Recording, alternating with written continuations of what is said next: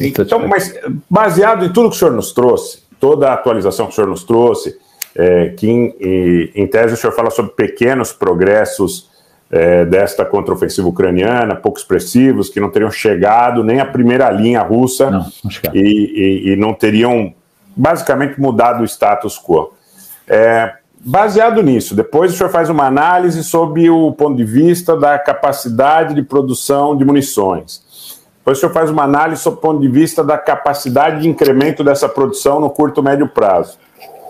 Então, a gente poderia entender que procrastinar, que alongar o perfil desse conflito para a Aliança Atlântica, para os Estados Unidos e seus aliados, tem sentido, e isso é uma situação que a gente repercute muito aqui, essa possibilidade, que os Estados Unidos e seus aliados, principalmente que seria um modus operandi muito próximo do MI6, dos serviços de inteligência britânicos, da própria desintegração da antiga Iugoslávia, que eles busquem ganhar tempo para promover algum processo de disruptura na cadeia de comando e controle russa que possa levar a um colapso sem que haja uma vitória militar no campo de batalha? Faz sentido essa equação? Faz todo o sentido, doutor. Faz todo o sentido. Aliás, há um grupo de Praga, aliás, que está no Congresso, que reúne um conjunto de congressistas e de senadores, que é o grupo de Helsinki, está na internet, é só lá ir ver, que defende a descolonização, a desnuclearização, em boa verdade, a fragmentação da Rússia. O objetivo dos Estados Unidos, naturalmente, é a teoria geopolítica de Mackinder. Voltamos a 100 anos atrás. É muito interessante como se desenterram estas teorias geopolíticas absolutamente estranhas.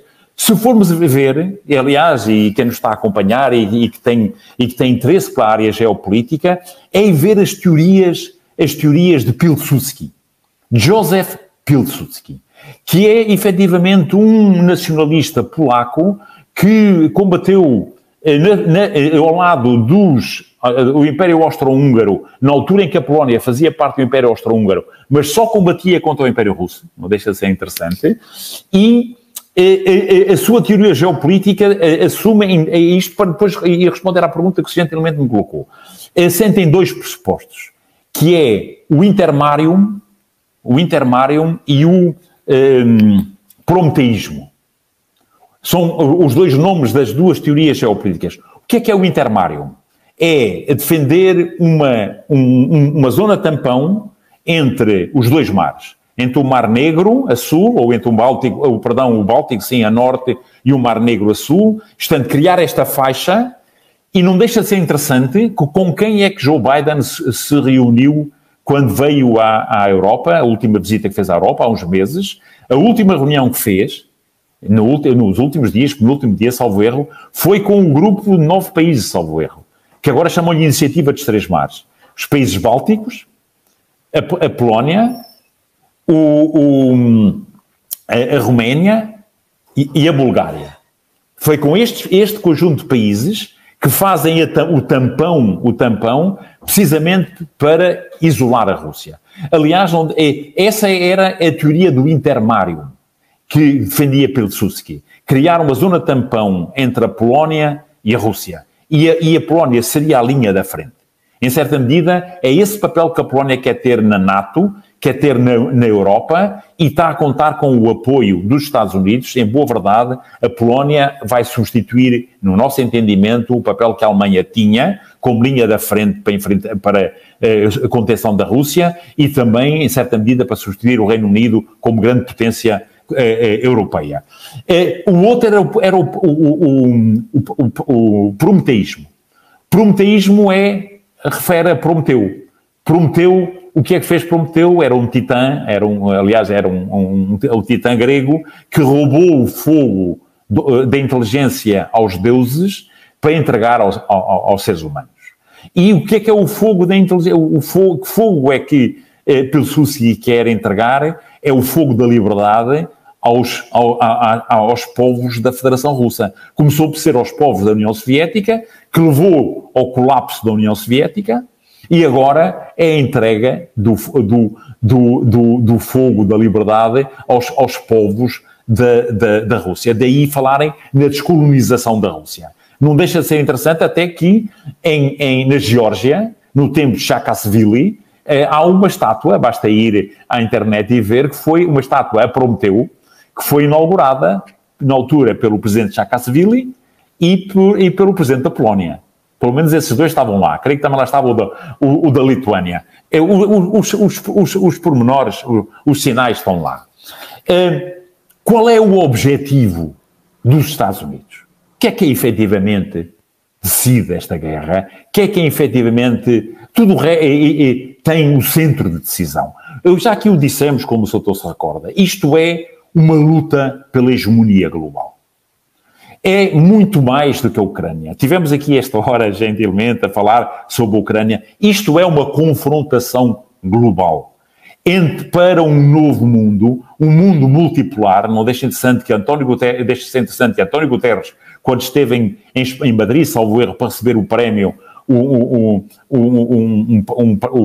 prémio que o país vizinho aqui depois de Portugal lhe atribuiu, referiu que estamos a transitar para um mundo multipolar. Não deixa de ser interessante que o secretário-geral das Nações Unidas o diga. E esse mundo multipolar é onde os Estados Unidos serão certamente um polo muito importante, até porque são uma grande democracia, uma referência para todos nós. Não vai ser mais, muito provavelmente, é isso que está em discussão entre o Ocidente alargado, entenda-se os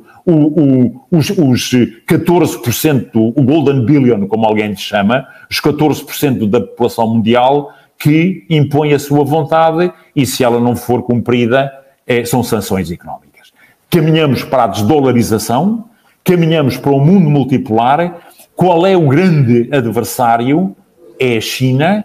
Qual é o grande instrumento da China? É o Belt and Road, é a nova Rota da Seda. Qual é o objetivo? Qual é digamos, o centro o maior centro de recursos naturais é a Rússia? E qual é o objetivo? É separar a Rússia da União Europeia. Qual é a melhor forma de separar a Rússia da União Europeia? É termos uma never-end war. É termos uma guerra congelada. É aquilo que o Mike Miller queria. Size the moment, não é? Size the moment. É termos uma Coreia, num paralelo qualquer, com uma Rússia ostracizada durante 70 anos, os maus de um lado, os bons do outro, e a Rússia entregue, e não se chateiam nada, as teorias eurasianistas que inspiram Alexander Dugin, que inspiraram Led Gumilev e que inspiram os nacionalistas russos, ao contrário dos petristas, não é? Aqueles que seguiam as teorias mais europeístas, ocidentalistas, encabeçadas por Pedro o Grande, e em que Putin é entendido pelos nacionalistas como o segundo Pedro Grande, mas que em boa verdade é um político que diz que já se esqueceu da Europa, em boa verdade, e que a Rússia é euroasiática, portanto não é asiática nem é europeia, portanto é euroasiática, mas o objetivo, aquilo que defende os interesses dos Estados Unidos, aquilo que é o end state que os Estados Unidos aqui pretendem, porque também já perceberam no nosso entendimento que se a Rússia fragmentar, se houver a tal descolonização, fragmentação, desmilitarização, desnuclearização da Rússia, a parte oriental transita para a dependência da China, e então a China ainda fica mais poderosa que o que está agora. Portanto, o que, muito sinceramente, nos parece que os americanos pretendam, por um lado já conseguiram o primeiro objetivo,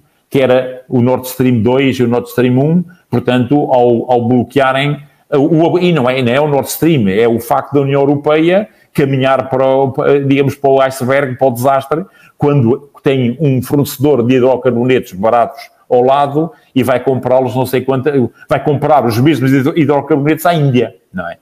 Ou a Marrocos, a intermediários, pagando muito mais caro. Portanto, caminhamos a passos largos para a desindustrialização, caminhamos a passos largos para ser aqui uma espécie de istmo na Eurásia, em que toda a Eurásia, em que a centralidade do mundo vai passar para o sul global.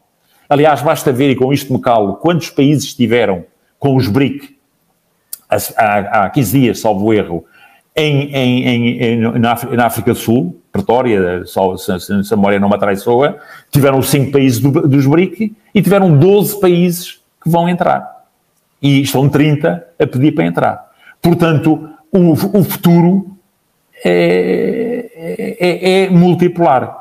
Futuro é multipolar. Qual é o interesse estratégico aqui em presença e geopolítico? Isolar a Rússia da Europa, manter a Rússia como um Estado, a Rússia não, a Europa como um conjunto de Estados vassalos de uma determinada área e o mundo continuará a girar e certamente, dificilmente.